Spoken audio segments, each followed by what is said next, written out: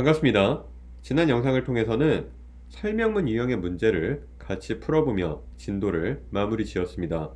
오늘 영상부터는 기존 공부했었던 주장문, 비교문, 그리고 설명문 문제들을 돌아가며 풀어보도록 하겠습니다. 시험장에서 토픽에 어긋나지 않는 글을 쓰기 위해서는 항상 최우선적으로 문제를 읽고 어떤 유형의 문제인가 판단을 잘 하셔야만 합니다. 영상을 보시기 전 먼저 문제를 짧게라도 풀어보시고 설명을 들으시면 더 효과적일 것 같습니다. 우선 문제부터 보도록 하겠습니다. 어떤 사람들은 개인의 일상을 SNS에 올리는 것이 좋다고 한다. 어떤 사람들은 그들의 사생활을 공개할 필요가 없다고 한다. 당신의 의견은 무엇인가에 대해서 묻고 있습니다. 우선 화면 안 비교의 표현이 없고 토픽의 장점에 대해서 쓸 수 있는 문제이니까 저희는 주장문의 전개를 이용하여서 글을 쓸 수 있을 것입니다. 역시나 개인의 믿음과 상관없이 장점을 더 서술하기 쉬운 쪽으로 가닥을 잡아주시면 됩니다. 해당 영상에서는 개인의 일상을 SNS에 올리는 것이 좋다를 저희 주장으로 골랐다는 전제하에 설명을 드리도록 하겠습니다. 우선 서론부터 같이 보시겠습니다. 주장문의 경우 만약 도입 부분을 쉽게 쓴다고 하면은 두 번째 화제 제시 문장 템플릿을 이용하시고 주어진 문제만 잘 서술하시면 됩니다. 이제 주장 서술 공간으로 가보도록 하겠습니다. 화면과 같이 토픽은 사람들에게 장점이 있다 형태로 글을 서술하시는 것이 가능하며 그 이후 두 개의 빈칸은 내 토픽의 장점을 서술해 주시면 됩니다. 해당 문제의 경우 기존 저희가 가지고 있던 9개의 장점 중 2가지를 고를 수 있는 문제일 것입니다. 미리 만들어진 답변을 보시면은 스트레스 해소 그리고 인간관계 2개의 아이디어가 서술이 되어 있습니다. 어떤 장점을 쓸까 정답이 정해져 있진 않지만 항상 추후 예시를 더 쓰기 쉬운 아이디어를 고르면 좋을 것입니다. 이제 그 밑에 결론 단락을 보시죠. 주장문의 경우는 내 주장을 먼저 쓰시고 장점 1번, 2번을 명사 형태로 나열하신 후 마지막 빈칸은 다시 토픽을 서술해 주시면 됩니다. 역시나 결론 단락은 시간 안배만 잘 하시면은 항상 틀리지 않고 쓰시는 것이 가능할 것입니다. 이제 화면을 바꿔서 첫 번째 본론 단락을 보도록 하겠습니다. 화면 바꿔드릴게요.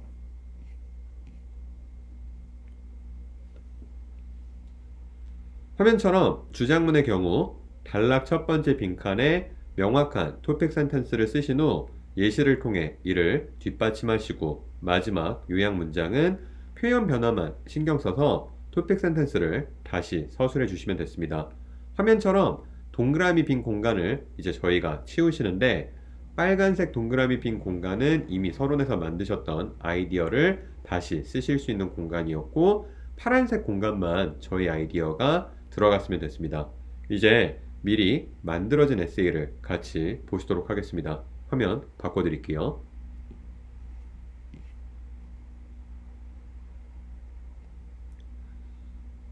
화면을 보시면은 단락 첫 번째 빈칸에는 명확한 토픽 센텐스가 서술이 되어 있습니다. SNS에 개인의 삶을 업로드하는 것은 스트레스 해소의 방편이 될 수 있다 라는 문장이 들어있고요. 이제 예시로 가보시면은 문제안 전제 조건이 없다 보니까 단순히 스트레스 해소의 중요성에 대해서만 서술을 해주시면 됩니다. 1번의 예시와 같이 짧게 쓰셔도 무방하며 문제에 따라 조금 더 서술 가능한 아이디어가 있다고 하면은 2번과 같이 길게 쓰셔도 괜찮습니다. 단 이는 어디까지나 개인에 따라 달라질 수 있는 요소이니까 최우선적으로는 불필요한 오류를 만들지 않고 글을 쓰시는데 집중하시는 게 중요합니다. 이제 예시 후반부로 가보시도록 하겠습니다. 저희는 SNS에 개인의 삶을 업로드하는 것이 어떻게 스트레스 해소에 도움을 주는가 서술해야만 합니다.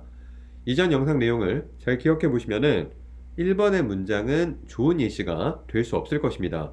물론 문법이나 표현에 오류가 있지는 않지만 해당 문장은 채점자에게 주어진 토픽을 어떻게 이해하고 글을 썼는가 보여줄 수 있는 여지가 없을 것입니다.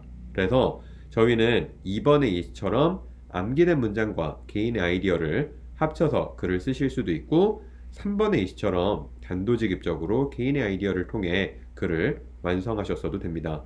추후 어떤 문제를 푸시던 채점자가 궁금한 사항은 예시의 전반부의 내용이 아니라 예시 후반의 개인의 아이디어 서술 공간입니다. 항상 내가 쓴 내용이 해당 단락의 토픽 센텐스를 뒷받침을 하고 있는가 확인을 해주셔야만 합니다. 그리고 하나만 더 유의사항을 추가해 드리겠습니다. 추후 다른 문제를 풀어보실 때도 첫 번째 본론 단락에서 예시의 후반부를 잘 써야만 한다는 거는 이제 쉽게 아실 수 있습니다. 하지만 이제 문제는 아이디어가 잘 떠오르지 않으실 텐데 누구에게나 어려운 파트일 수 있으니까 최우선적으로는 틀리지 않은 아이디어를 생각해내시고 연습 과정에서 점차적으로 분량을 늘려나가시면 좋을 것입니다. 이제 두 번째 본론 단락으로 넘어가 보도록 하겠습니다. 화면 바꿔드릴게요. 우선 단락 첫 번째, 세 번째, 그리고 마지막 문장은 서론에서 브레인스윙만 잘 했다면 항상 틀리지 않고 쓸 수 있는 문장입니다. 또한 템플릿 두 번째 문장의 경우 첫 번째 빈칸에 예시의 키워드만 잘 쓰실 수 있다고 하면은 손쉽게 글의 분량을 만드시는 것이 가능합니다. 이제 마지막으로 예시 공간을 보시겠습니다. 화면 속 두 문장 안 빈칸 채우기를 통해 예시를 서술하시는 것도 가능하며 단도직입적으로 개인의 아이디어를 쓰시는 것도 가능합니다.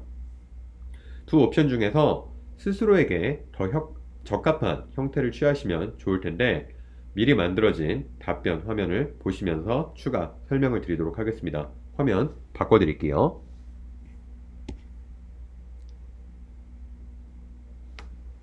이제 화면 안 1번과 2번 예시를 보시면 되는데 1번의 옵션처럼 빈칸 채우기를 통해 글을 완성하실 수도 있고 2번의 옵션처럼 개인의 워딩을 포함하여서 글을 쓰시는 것도 가능합니다.